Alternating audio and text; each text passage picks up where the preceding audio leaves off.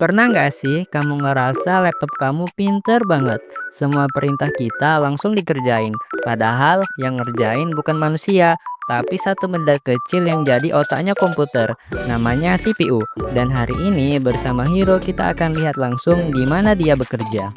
Assalamualaikum warahmatullahi wabarakatuh. Perkenalkan, saya Haidar Al-Mutawali dari kelas IK 2 dalam mata kuliah Arsitektur dan Organisasi Komputer. Video ini adalah bagian dari tugas individu di bawah bimbingan Ibu Sriani MKom. Nah, topik yang akan kita bahas kali ini itu adalah cara kerja CPU, sekaligus menjadi pembuka pemahaman kita tentang konsep dasar dalam arsitektur dan organisasi komputer. Oke. Nah, sebelum kita bahas tentang apa itu CPU, kita tuh bahas dulu apa sih Arsikom itu, ya kan? Nah, apa itu Arsikom?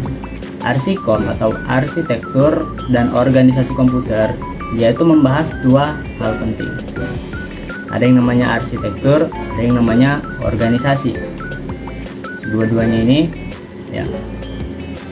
Yang pertama itu kita akan bahas arsitektur dulu.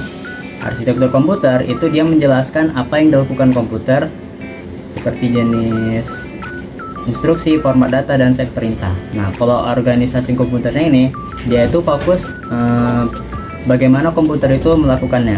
Nah, ini mencakup komponen fisik seperti bus, clock, ALU, dan kontrol sinyal.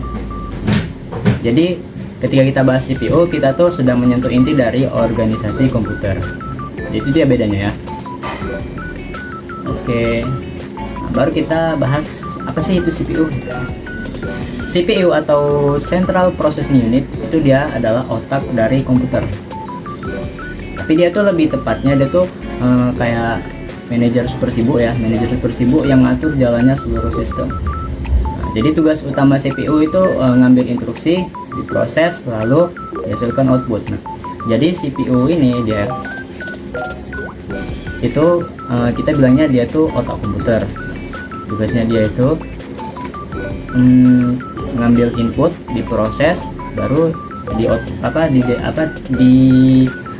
dijadikan output gitu. Nah, jadi ini kita sekarang mau bahas CPU. Ini ada gambarnya ya kan. CPU itu yang tengah-tengah di sini, terus di sini tuh ada RAM dan lain sebagainya. Oke. Nah, kemudian kita itu akan bahas siklus instruksi CPU.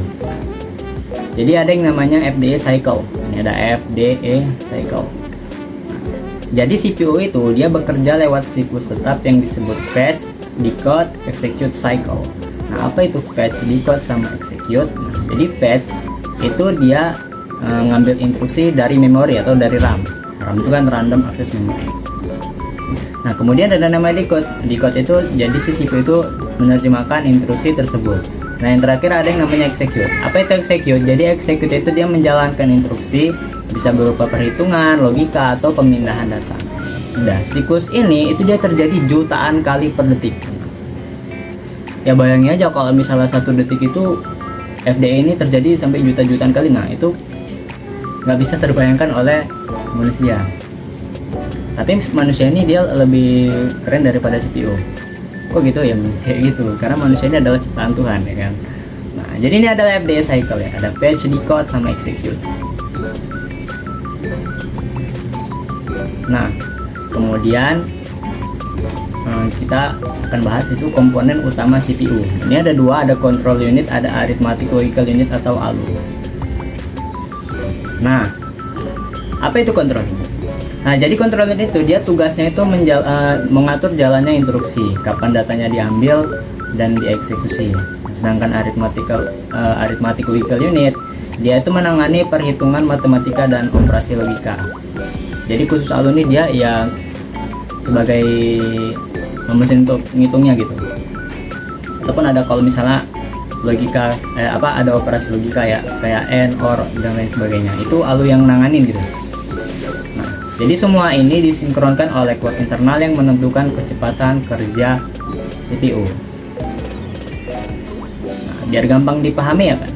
Bayangin kalau misalnya kita buka kalkulator.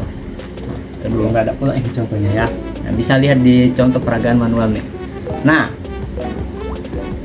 jadi waktu kita buka kalkulator dan pasti kita pencet kan angka-angkanya. Misal ada 2 plus 3. Nah, jadi si CPU itu jadi si CPU itu dia akan ngambil data dari RAM, ya kan? Dia ngambil dulu data dari RAM, kemudian si CPU atau central unit itu dia mengatur urutan kerjanya, diikutnya dulu ya kan, baru dikirim ke ALU. Karena kan ini kan dia proses proses aritmatika ya, penjumlahannya kan 2 tambah 3. Jadi si ALU nih dijumlahkan sama ALU kan 2 tambah 3 sama dengan 5. Baru hasilnya atau outputnya itu dikirim ke layar. Nah, ini tuh terjadi dalam waktu sepersekian detik. Gak tau lah ya berapa sepersekian detik itu ya. Bisa 0,1 detik dan lain sebagainya. Oke, ini contoh ya, contoh dari proses yang terjadi di CPU gitu.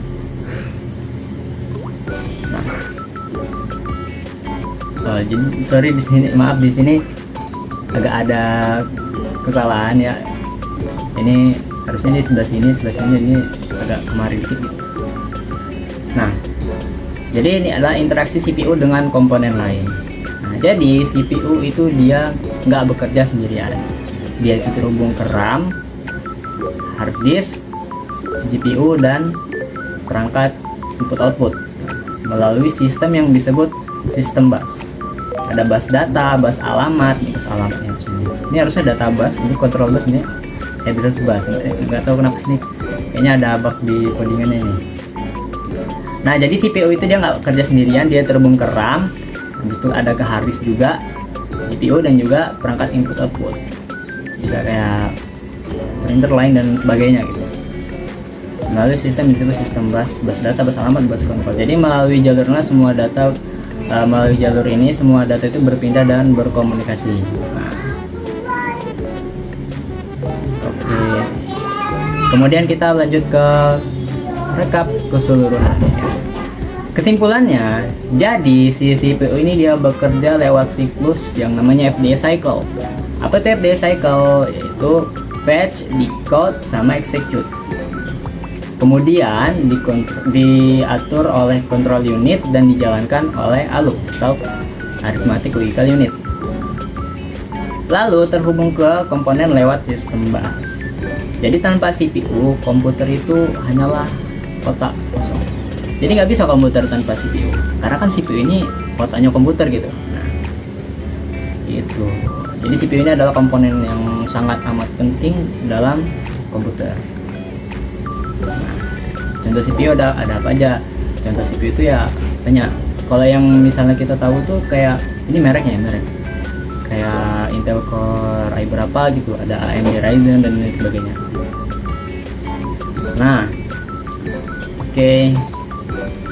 Jadi demikianlah video pembahasan tentang cara kerja CPU atau Central Processing Unit sebagai bagian dari tugas mata kuliah arsitektur dan organisasi komputer. Terima kasih juga kepada Ibu Sriani atas bimbingannya. Sampai jumpa di episode selanjutnya di Belajar Bareng Hero. Assalamualaikum warahmatullahi wabarakatuh.